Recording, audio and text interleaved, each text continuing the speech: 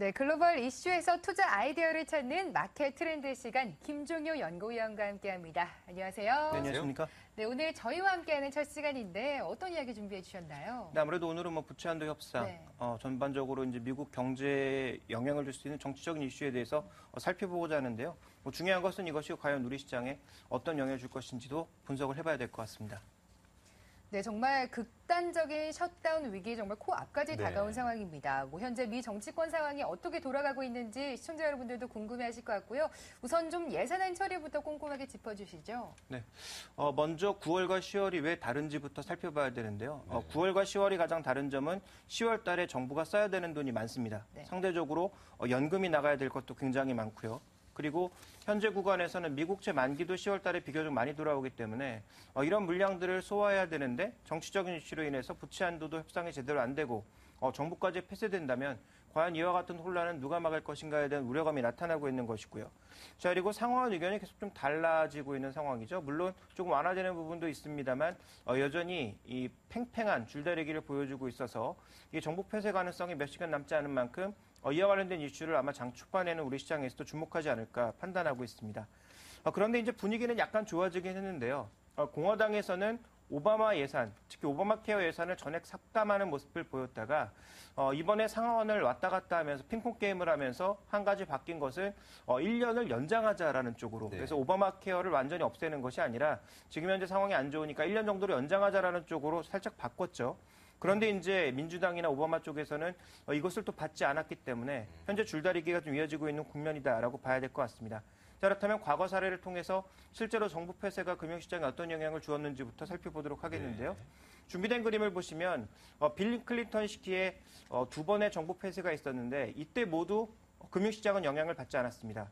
1차, 2차에 걸쳐서 두 번에 있었는데요. 두 번 모두 금융시장은 별 영향을 받지 않다가 모두 상승하는 모습을 보였고 실제로 미 국채도 정부 폐쇄 기간에는 비교적 가파르게 금리가 내려가면서 안전자산 선호 현상이 나타나는 듯한 모습을 보였습니다만 그 이후에는 재차 빠르게 또 회복되는 모습을 나타내면서 시장의 분위기가 조금 달라졌다라는 것을 살펴볼 필요가 있겠죠.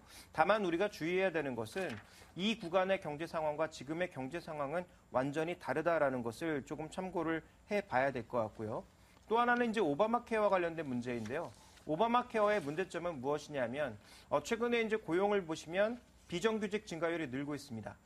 비정규직 증가율이 늘고 있는 이유는 한 가지라고 볼 수가 있겠는데 오바마 케어라고 하는 것이 결국은 모든 국민에게 의료보험 혜택을 주겠다라는 것인데요.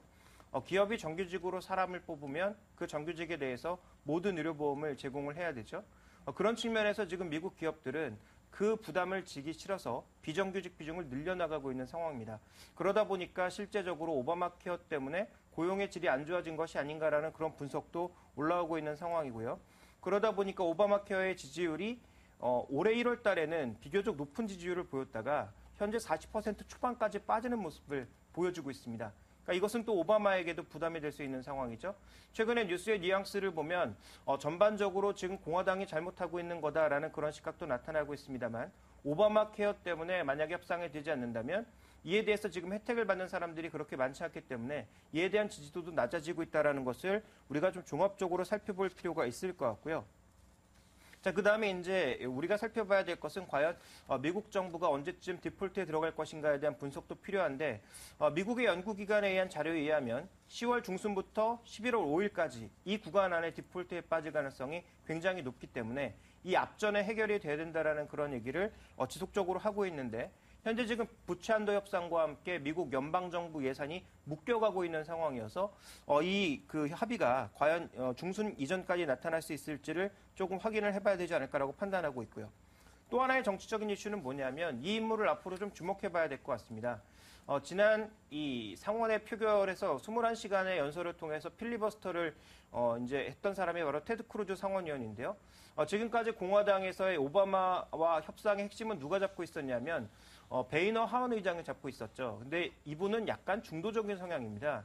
그런데 최근에 이제 공화당의 영수로 나서고 있는 테드 크루즈 상원의원 같은 경우에는 굉장히 우파적인 사람이거든요. 그러니까 테드 크루즈는 베이너보다는 굉장히 오른쪽으로 가 있는 사람이기 때문에 앞으로 갈등 관계가 좀 더 높아지지 않을까 이런 여러 가지 우려감들이 나타나면서 현재 시장에서 정부 폐쇄가 길어질 가능성도 배제할 수 없다라는 그런 분석이 속속 나오고 있습니다. 네. 자, 이 예산안 협상과 함께 또 한 가지 우려감을 낳고 있는 게 바로 부채한도 협상인데 이 부채한도 협상은 아직까지 시간은 조금 남아있지 않습니까? 그렇습니다. 그렇더라도 저희가 한번 짚어봐야 될 것 같습니다. 어떻게 보십니까? 부채한도? 근데 문제는 뭐냐면 구조적인 문제라는 거죠. 네. 먼저 준비된 그림을 보시면 미국이 이제 재정이라고 하는 것은 결국 세입 세출 그 부족분을 채권으로 메어나가는 것인데요. 지금 보시면 기존에 2008년까지 이어왔던 강력한 세수의 증가분 이 부분이 2008년 9년의 위기로 인해서 크게 꺾인 이후에 현재 회복은 되고 있습니다만 원래 추세까지 회복되기 위해서는 아직도 간격이 남아 있고요. 그런 과정에서 정부가 부채를 많이 늘려왔기 때문에 최근 이 막대 그래프로 표시되고 있는 전반적인 재정 수치 악화는 지속되고 있는 상황입니다. 결국 이 구조적인 문제, 떨어져 있는 이 갭을 빠르게 줄어나가지 못한다면 결국은 좀 부담이 될 수밖에 없는 그런 상황이다라고 봐야 될 것 같고요. 그다음 우리가 좀 살펴봐야 될 것은 지금 채무 한도가 거의 극에 달했다라는 거죠. 그러니까 빠른 시간 내에 해결하지 않으면 10월 달에 돌아올 수 있는 지금 정부의 연금 지급분이라든지 아니면 국채 만기 도래에 따른 이자 지급분 이런 것들이 제대로 해결되지 않으면서 언급되었던 대로 미국이 디폴트에 빠질 가능성을 배제할 수 없는 그런 상황이고요. 또 하나 살펴봐야 될 것은 미국의 채권은 지금 미국만 가지고 있는 게 아니죠. 일본 같은 경우에는 대부분을 국내에서 가지고 있습니다만 네. 지금 미국의 총 부채 한 40%를 중국과 일본이 가지고 있는 상황입니다. 미국의 채권이 좀 위험해 보인다라는 생각이 들면 가장 많이 들고 있는 중국과 일본이 채권을 매각하면서 채권 시장의 변동성이 확대될 경우 현재 그렇지 않아도 높아진 채권 수익률이 추가적으로 상승할 가능성이 열려 있고요. 그것은 미국 경제에 타격이 될 수 있는 상황이기 때문에 결국은 한 10일 이전까지, 한 10월 10일 이전까지 빠르게 과연 미국 정치권이 이런 문제들을 해결해 나갈 수 있는지를 확인하는 게 핵심이 아닌가라고 보여지고 있습니다. 네, 우선 단계적인 변동성도 좀 확대가 불가피해 보이는 상황입니다. 연방정부의 폐쇄 우려가 정말 몇 시간 있으면 또 결판이 나게 되는데 이에 따라서 국내 증시, 미국 증시 모두 좀 흔들릴 가능성 클 것 같거든요. 어떻게 영향력도 보고 계신가요? 일단 과거에 미국의 정치적인 불안정성을 나타내는 인덱스가 있습니다. 네. 그 인덱스의 흐름을 좀 보실 필요가 있겠는데요. 준비된 그림을 보시면 미국의 이제 그런 여러 가지 위기가 나타날 때마다 정치적인 리스크가 크게 커졌다가 그런데 금방 내려가는 모습을 보였습니다. 그러니까 결국은 정부 부채 한도도 마찬가지고 지금 정부 폐쇄와 관련된 문제도 마찬가지고 얼마나 길게 끄느냐가 핵심이라는 거죠. 길게 끌지만 않는다면 시장에 미치는 영향력은 아까도 확인해 보셨다시피 굉장히 제한적이기 때문에 이와 관련돼서 너무 우리가 우려할 필요는 없지만 약간의 경계감은 필요하다라고 판단하고 있고요. 지금 미국 기업들의 3, 4분기 실적도 추가적으로 증가하는 증분 자체가 부족한 만큼 결국은 실적과 함께 이런 정치적인 변수들이 10월 초반에는 지수의 상단을 제한하는 역할을 할 가능성이 굉장히 높아지고 있다라고 봐야 될 것 같습니다. 자, 그렇다면 우리가 대응의 측면에 있어서는 뉴스를 반드시 확인하고 대응하는 전략이 필요하다. 네. 먼저 앞서가서 리스크를 지고 갈 필요는 없다라는 그런 판단을 하고 있고요.